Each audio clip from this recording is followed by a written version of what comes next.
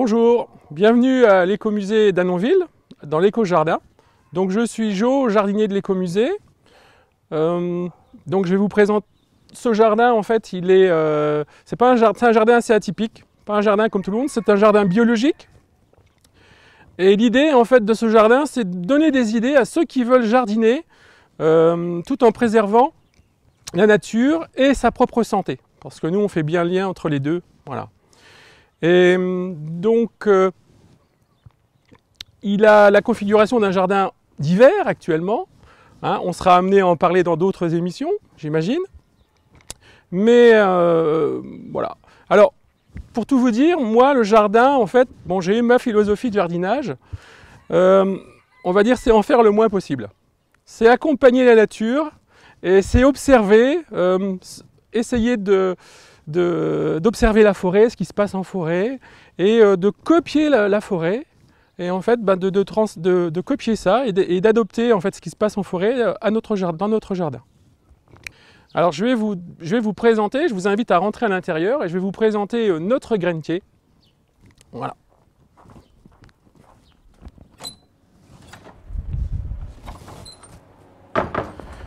Voilà. Donc notre grainetier, il se trouve là, en fait, vous voyez, c'est ce meuble, en fait, ce beau meuble, j'allais dire, qui a été réalisé lors d'un chantier participatif avec des bénévoles. Et donc son but, en fait, c'est de stocker toutes les graines pendant l'hiver, pendant la mauvaise saison.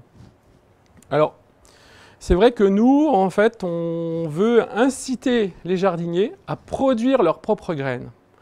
Alors, parce qu'en fait, il y a plein d'avantages à produire ces graines. Alors, je vais vous les rappeler assez rapidement. Là, le premier, c'est qu'on gagne de l'argent. C'est que on parle de l'or des graines, hein, tellement elles sont chères quand on les achète.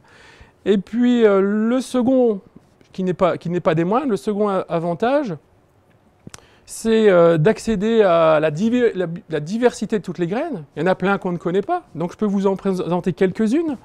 Alors, on va dire de la plus grosse à la plus petite. Regardez ces haricots d'Espagne. On ne peut pas dire qu'ils ne sont pas jolis quand même, avec leurs reflets de différentes couleurs. D'autres haricots du couvent Vogel. Donc ceux-ci, c'est des haricots suisses, des haricots ramans, avec deux couleurs aussi. Et puis après, diversité dans la forme. Donc là, comme des petites aiguilles. Alors ça, ce sont des graines de tagette. Alors c'est l'œillet d'Inde, mais là, elles sont blanches. Donc c'est assez rare quand même. Des graines de betterave, alors ça, bon, je les ai montrées parce que c'est une graine complètement atypique. En fait, c'est une graine qui est formée de plusieurs graines. Donc, on appelle ça une glomérule. Donc, c'est formé de 6 graines qui sont collées entre elles. Et c'est ce qui explique que quand on sème ces betteraves, bah, souvent on a la main un peu lourde, sans la voir, mais c'est parce qu'en fait, il faut les desserrer puisqu'il y a 6 graines quand on dépose une graine. Une autre graine, alors là, j'allais dire l'emblème un peu des jardins biologiques, c'est le souci. Hein, puisque le souci, tout le monde le connaît, tout le monde en a, mais celui qu'on cultive au jardin, au moins on peut le manger et il est hyper bénéfique au point de vue de la biodiversité. Il attire un tas d'auxiliaires bien utiles aux jardiniers. Et donc sa forme est quand même exceptionnelle parce que c'est comme un croissant avec, alors je pense que vous voyez, il y a des petits picots dessus. Donc c'est une graine vraiment d'une forme un peu atypique. Et puis j'allais dire le plus petit, un des plus petits, le pavot. Le pavot somniferum, donc le pavot rose qu'on connaît dans nos régions. Et alors lui, ben, là vous voyez, il y en a pour en faire un champ presque. Hein.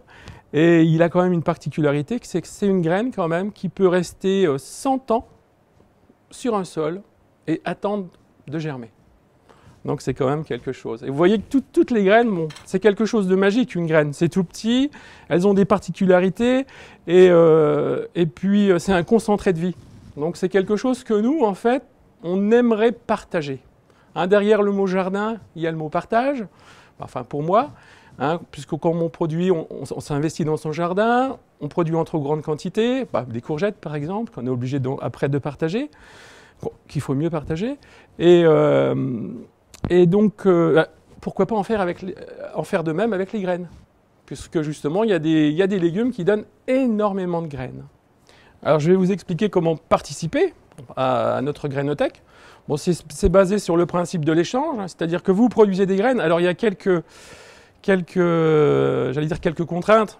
Nous, on préférait que vos graines elles soient produites en respectant les règles du jardinage biologique, bien sûr, et puis en essayant d'éviter les risques d'hybridation, vous savez, de mélange. Voilà, donc, et puis, donc, quand vous avez récolté des graines, d'ailleurs, vous pouvez trouver sur notre site internet des fiches qui vous aident à récolter des graines en fonction des légumes. Par exemple, pour les courges, il y a une fiche qui est en ligne sur notre site et qui vous permet, qui vous donne des explications. Voilà. Et donc, vous avez récolté vos graines, et ben, vous les disposez, vous ne nous amenez pas 1 kilo, par exemple, vous récoltez 1 kilo de Saint-Antoine. Non, 1 kilo pour nous, bon, ça peut être utile, mais nous, on préfère les recevoir en petits sachets. Alors, on a aussi un tuto sur notre site internet qui explique comment fabriquer, donc, on a un patron, quoi, comment fabriquer des sachets et même comment fabriquer sa colle, parce que pour éviter, en fait, les colles, en fait, ont des substances antigerminatives. Et donc, nous, on fait une colle à base de farine de riz. Voilà. Et donc, c'est vrai qu'on essaye d'aller au maximum des possibilités. Voilà. Et surtout, ce qu'on vous demande aussi, c'est de renseigner un petit peu donc, la variété. Par exemple, ici, c'est des tomates. Vous voyez, Andine cornue. Et puis aussi la date. Donc, la date où elles ont été récoltées. Parce que vous savez que les graines, en fait, n'ont pas la même période de conservation. Et puis, ça pourrait être d'ailleurs un sujet d'une autre émission aussi.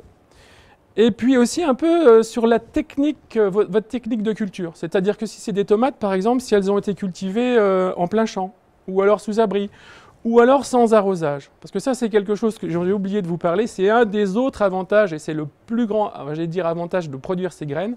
Quand on produit ces graines, on va récolter en fait des graines qui sont adaptées à notre sol. Donc elles vont pousser plus vite et surtout adaptées à notre climat. Aujourd'hui, on sait que notre climat change, hein, les changements climatiques sont indéniables et il faut qu'on s'adapte si on veut continuer à jardiner.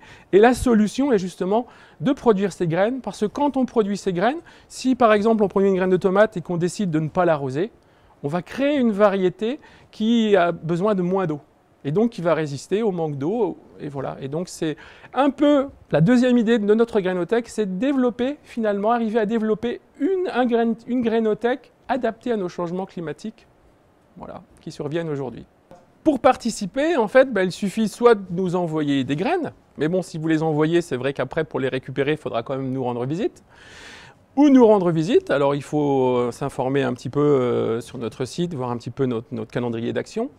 Ou sinon, en fait, on a créé aussi, l'idée c'était que notre grainothèque, elle soit aussi mobile. Donc on a 6 ou 7 grainothèques mobiles, donc on voit ici une là qui est ouverte, et qui est destiné à voyager sur tout le territoire, et donc par exemple à être confié à un CPIE, à une commune, à une association lors d'une manifestation. Et donc vous pouvez les trouver, alors soyez attentifs, vous pouvez les trouver nos grainothèques lors de ces manifestations-là. Alors on vous attend de pied ferme, hein, nous on a besoin de vos graines et pour que notre stock de graines vive au maximum. Voilà. Et puis de toute façon, vous pouvez toujours nous retrouver sur notre site, voilà, et suivre notre actualité. Voilà. À bientôt.